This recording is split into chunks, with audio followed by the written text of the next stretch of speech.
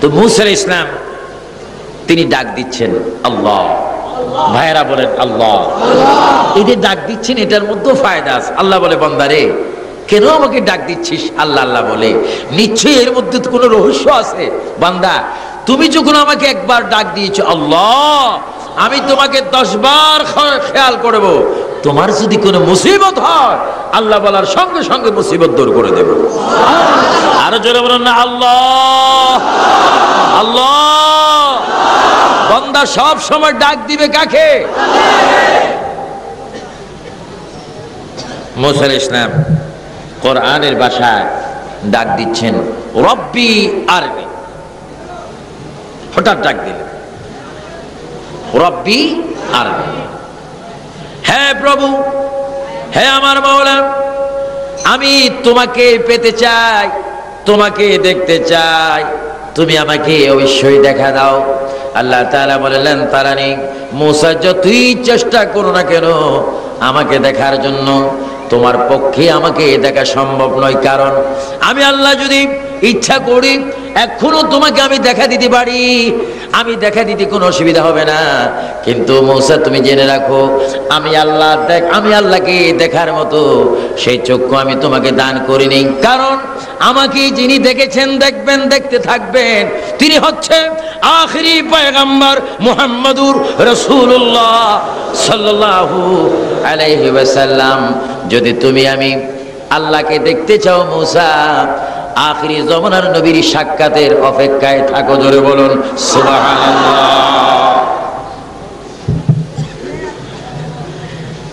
উনি মুসা কালিমুল্লাহ, যিনি আজরাইল ইসলামকে পর্যন্ত থাপ্পড় দিয়েছেন। জোরে বলুন কাকে? কেমন বললাম? আজরাইল ইসলাম এসেছে ওনাকে নামার জন্য। আসসালামু আলাইকুম। ওয়ালাইকুম সালাম। আপনার নাম কি? আমার নাম আনা মালাকুল মাউত। কেন আসছেন? বুঝেন না? বুঝি না বুঝি। মাশাআল্লাহ আলকুনিয়ু মিনাল্লাহ। ঠাস করে একটা মাইরা দিস। কিতাবে আসে, তাফসীরে আসে আজরাইলের একটা চোখ বাইর হয়ে গেল, ব্লাড বাইর হলো, বড় বড় নিঃশ্বাস ফেলে আকাশের দিকে ছুটলো। আল্লাহ বলে আজরাইল, আল্লাহ তুমি? আজরাইল বুঝি ডাক দিচ্ছ আমাকে? তুমি আমাকে পাঠিয়েছো মুসা আলাইহিস সালামের রূহ আনার জন্য, আর তিনি বসে আছে আমাকে শেষ করার জন্য। আমার ভাইয়া, এত বড় পয়গম্বর মুসা আলাইহিস সালাম আল্লাহকে দেখেননি, কিন্তু আপনারা বলুন আমাদের নবী আল্লাহকে দেখছেন? সবাই গাল খুলে বলেন দেখছেন। বিশ্বাস হয়? এটা অস্বীকার করার মতো কোনো রাস্তা আছে? কিতাব আছে? বুদ্ধি আছে? যুক্তি আছে? যদি কেউ যুক্তি দেয় নবী আল্লাহ দেখেন না, এরা কি আলেম না জালেম? ভালো না মন্দ? আসল না নকল? সভ্য না অসভ্য?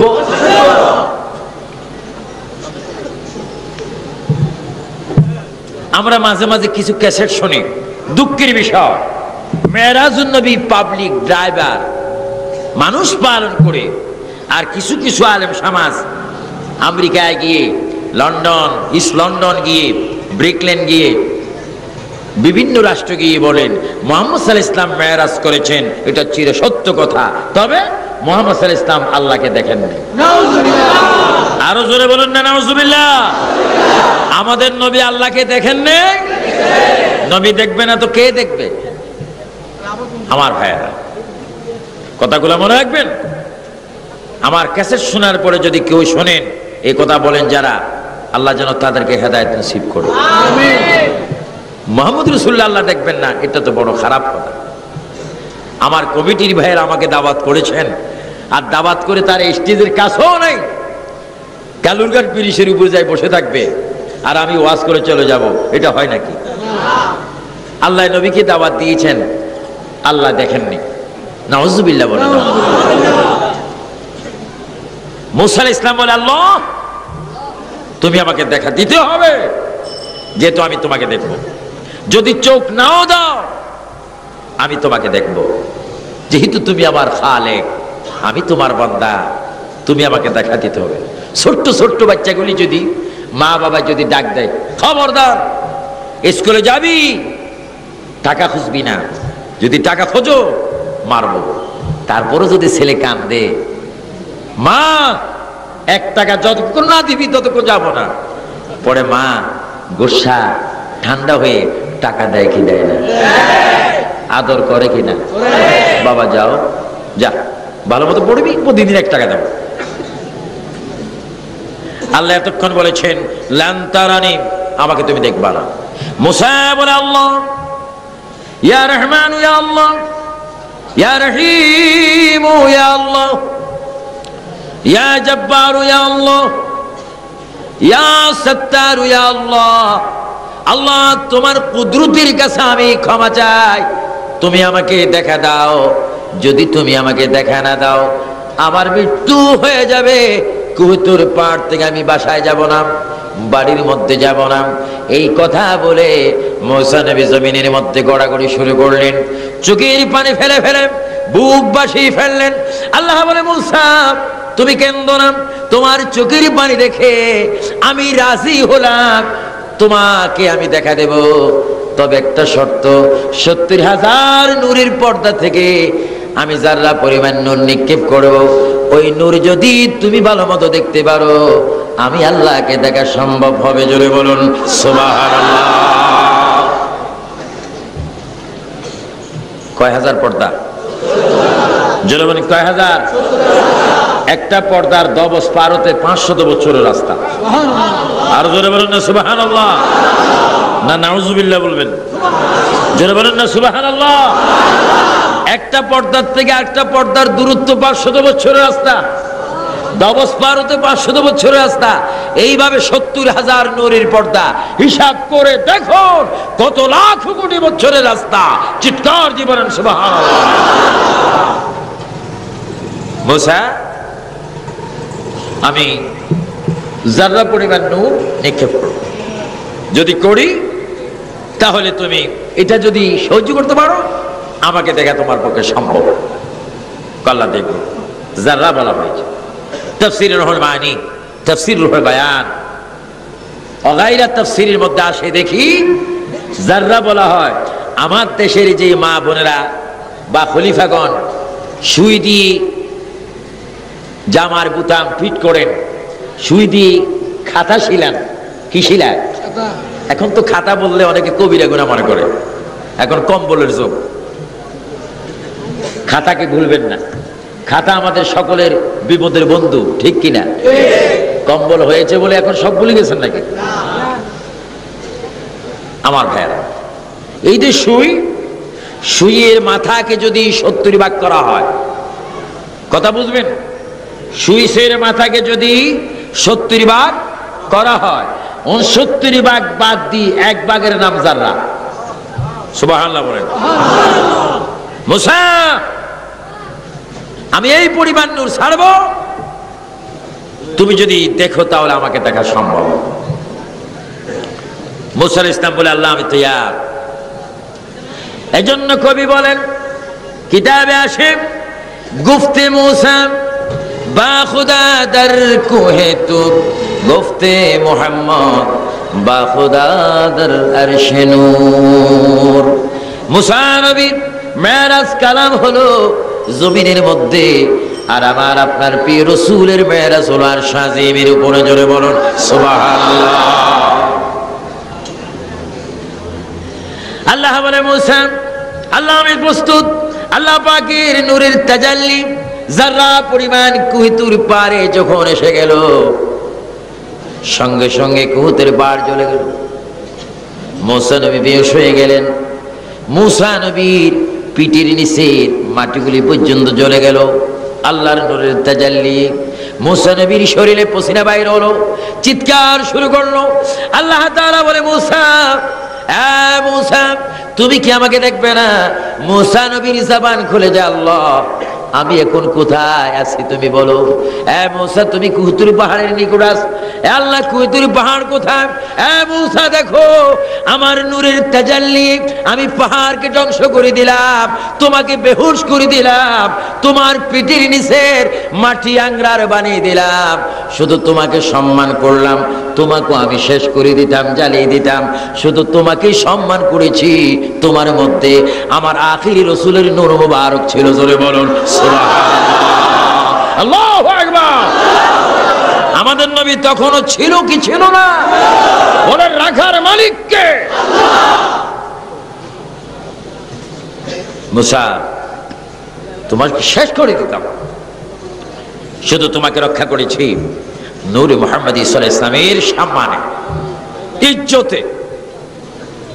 এখন আপনার মনে করেন, একটু ভেবে দেখুন, মুসা আলাইহিস সালামের মতো পয়গম্বর, ঈসা আলাইহিস সালামের মতো পয়গম্বর আল্লাহকে দেখেননি, কিন্তু আমাদের নবী আল্লাহ দেখেছেন। তার আগে আরেকটি কথা ফিট করা যায়, আল্লাহকে দেখেছেন এটা নবী শান নয়, বরঞ্চ এটা বলা উচিত তিনি আল্লাহ থেকে এসেছেন। বলুন আল্লাহ থেকে, আরো জোরে বলুন নবী আল্লাহ থেকে। যিনি আল্লাহ থেকে আসেন তিনি আল্লাহকে দেখবেন, এটা আর প্রশ্ন হতে পারে না। তিনি দেখবেন কেন? তিনি তো এসেছেন। আর আমার আপনার প্রিয় নবী মুহাম্মদ সাল্লাল্লাহু আলাইহি ওয়াসাল্লাম তিনি কেমন নবী? আল্লাহ পাক এই রজবের চাঁদে আমার প্রিয় নবীকে আল্লাহর দরবারে নিচ্ছেন।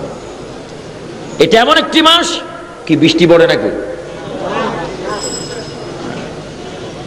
এটা এমন একটি মাস যে মাস রসুল আল্লাহ দেখার মাস। এটা এমন একটি মাস উম্মত নামাজ পাবার মাস। এটা এমন একটি মাস আল্লাহ রসুলের মুলাকাতের মাস। চিৎকার দিয়ে বলুন সুবহানাল্লাহ। আর আমার নবী কেমন নবী? যাকে আল্লাহ পাক দাওয়াত দিচ্ছেন। জোরে বলেন কি দিচ্ছেন? তাও কিসের মাধ্যমে? কোরআনুল কারীম, বলুন ফুরকানুল হামিদের মধ্যে। আল্লাহ তাআলা জিবরাইল ইসলামকে ডাক দিলেন। জিবরাইল ইসলাম কি মানুষ না ফেরেশতা? সবাই উচ্চ স্বরে বলেন কি? আমাদের কাঁধেও দুইজন আছে কিনা? কথা বলে? কাঁধের ফেরেশতারা কথা বলে না? আল্লাহ না করুক যদি হঠাৎ করে ডাইন দিকের ফেরেশতা বলে বন্ধু কেমন আছো, তখন কি আপনার অবস্থা? শহরে থাকবেন নাকি? পতঙ্গা গিয়ে সাগরে ডুব দিয়ে বলবেন নিশ্চয় আমাকে একটা বড় জিনি ধরছে। কে কথা বলে? আমার আপনার কাঁধে দুইজন ফেরেশতা আছে, কিন্তু আমরা দেখি না। কিন্তু আল্লাহ পাক জিবরাইল ইসলামকে ডাক দিলেন, জিবরাইল আল্লাহ হাজির, জিবরাইল আমার বন্ধুকে আমার দরবারে নিয়ে আসবো, এটা আমার ইচ্ছা। তুমি দাবারটা নিয়ে যাবে, দাবারটা নিয়ে যাওয়ার আগে তুমি জান্নাতে যাবে। বন্ধু কিভাবে আসবে আমার কাছে? তার পোশাক আমি আগেই তৈরি করে রেখেছি। আলহামদুলিল্লাহ। যাও তুমি বেহেশতে যাও, বেহেশতে গিয়ে আমার বন্ধুর পোশাকগুলি তুমি নিয়ে আসো এবং ডাইরেক্ট বন্ধুর কাছে যাবে। বন্ধুর কাছে গিয়ে তুমি সালাম করবে, তুমি সালাম দিয়ে আমি আল্লাহর সালাম আমার বন্ধুর কাছে পৌঁছেই দিবে। যেরকম শোনা অন্যান্য নবীদের বেলায় আর আমার নবীর মধ্যে বেশ কম আছে কিনা? আরো জন আছে কিনা? এই সমনি থেকে কাফতাই পর্যন্ত এতটুকু বেশ কম? জিবরাইল ইসলাম বেহেশতে গেলেন আল্লাহর হুকুমে। যাবার পরে পোশাক নিলেন। দেখেন শাজরাতুল ইয়াকিন নামে বৃক্ষের গোড়ায় একটি বোরাক চোখের পানি ফেলে ফেলে কাঁদতেছে। বোরাক। জিবরাইল বলেন, হ্যাঁ বোরাক, এটা জান্নাত, এখানে কেউ কাঁদতে পারে না, এখানে কেউ দুঃখ থাকে না। তুমি বোরাক কেন জান্নাতের ভিতরে প্রবেশ করে তোমার চোখের মধ্যে আমি পানি দেখলাম। বোরাক কেঁদে কেঁদে বলে, জিবরাইল শোনেন, আমার মনে একটা বড় বিমার, আমার মনে একটা বড় আশা, কয় কি? আমার জীবনে যদি আমার রসুলকে যদি দেখি, আমি বোরাকের কোনো দুঃখ থাকবে না। জোরে বলুন সুবহানাল্লাহ। তো বোরাক চলো,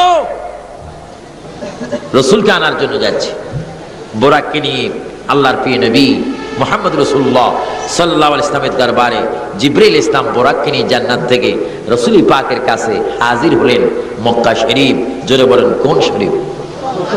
আর একটু জোরে বলেন কোন শরীফ? সেখানে আপনাদের যাওয়ার ইচ্ছা আছে কিনা? সেখানে গেলে কি গুনাহ হয় না গুনাহ মাফ হয়? কেউ যদি আজকের দিনেও যদি এখান থেকে প্লেনে গিয়ে জিদ্দায় নেমে যদি কেউ মক্কা শরীফ ফজরের নামাজ পড়তে পারেন, আল্লাহ রাসূল বলেন কেউ যদি মক্কায় এসে খানে কাবায় এক ওয়াক্ত নামাজ পড়বে, আল্লাহ তাআলা তার আমলের মধ্যে সঙ্গে সঙ্গে 1,00,000 ওয়াক্ত নামাজের সওয়াব দিয়ে দিবে। কোথায়? মক্কা শরীফ। আর কেউ যদি আমি নবীর রওজা যেখানে মদিনা শরীফ, আমার রওজার সাথে যে মসজিদ, যে মসজিদের নাম মসজিদ নববী, ওই মসজিদে যদি কেউ এক ওয়াক্ত ফজরের নামাজ পড়ে, আল্লাহ তাআলা নিঃসন্দেহে আমার উম্মতের আমলের মধ্যে 50,000 ওয়াক্ত নামাজ পড়ার সওয়াব দিয়ে দিবে। জোরে বলুন সুবহানাল্লাহ। আর কেউ যদি ফিলিস্তিন ইসরাইল বাইতুল মুকাদ্দাসে গিয়ে যদি এক ওয়াক্ত নামাজ পড়তে পারো, আল্লাহর হাবিব বলেন আল্লাহ তাআলা সঙ্গে সঙ্গে ওই উম্মতের আমলে 25,000 ওয়াক্ত নামাজের সওয়াব দিবেন। জোরে বলুন সুবহানাল্লাহ। এই তিনটা মসজিদে নামাজ পড়লে সওয়াব কম না বেশি? জোরে বলেন কম না বেশি? মক্কা তোমার মধ্যে 1,00,000 কারণ কয় নবী আগমন করেছে। মদিনা মসজিদ নববী তোমার মধ্যে 50,000 কয় নবী শুয়ে আছে। বাইতুল মুকাদ্দাস তোমার মধ্যে যদি কেউ নামাজ পড়ে 25,000। কেন তোমার এত দাম? কয় নবী মেরাজের রাত্রে আমি মসজিদে দাঁড়িয়ে দাঁড়িয়ে তামাম আম্বিয়া কেরামকে নামাজ পড়াইছে। জোরে বলুন সুবহানাল্লাহ। জায়গার দাম বেড়ে যায় নবীর কারণে, জায়গার দাম বেড়ে যায় আমার নবীর। কিন্তু আমাদের বাংলাদেশে এমন একটা জায়গা আছে কাকরাইল, যেখানে বেলে এক ওয়াক্ত নামাজ পড়লে 2 কোটি সওয়াব। আমি বুঝলাম না এটা পাহাড়ের মতো সওয়াব আসলো কোথা থেকে। নাউজুবিল্লাহি মিন যালিক। আপনারা বলুন ইসলামের স্তম্ভ কয়টি? জোরে বলুন কয়টি? বলুন কলেমা, আওয়াজ দিয়ে বলুন কলেমা, নামাজ, রোজা, যাকাত, হজ। এই 5টা নির্ধারণ করেছেন কে? এটাকে কেউ কমাইতে পারবেন? বাড়াইতে পারবেন? মক্কার থেকে সওয়াব বেশি বাংলাদেশে কোথাও আছে নাকি? আমাকে এক বেচারা বললেন হুজুর হজ করেছেন কয়বার? আমি উমরা এবং হজ করেছি 13 বার। কয়েকবার ঢাকা আসেন না কেন? আমি ঢাকা তো আমি প্রায় প্রোগ্রাম করি। একটু তোরাক নদীর পারে আসেন বিশ্ব ইজতেমার মতো। আমি বলি সেখানে যাবো কেন? বিশ্ব ইজতেমা তো এটা মানায় না। বিশ্ব ইজতেমা হবে শুধু একটা আরাফাতের, আরো জোরে বলে আরাফাতের, যেখানে যাওয়া মাত্র গুনাহ মাফ হওয়ার গ্যারান্টি। আল্লাহর নবী বলেন তোমরা যদি কোনো মতে আরাফাতের ময়দানে যদি আসতে পারো, আরাফাতের ময়দানে যদি একটু ঢুকতে পারো, আমি রাসূল বলে গেলাম সে যেন বেহেশতের ময়দানে প্রবেশ করলো। জোরে বলুন সুবহানাল্লাহ।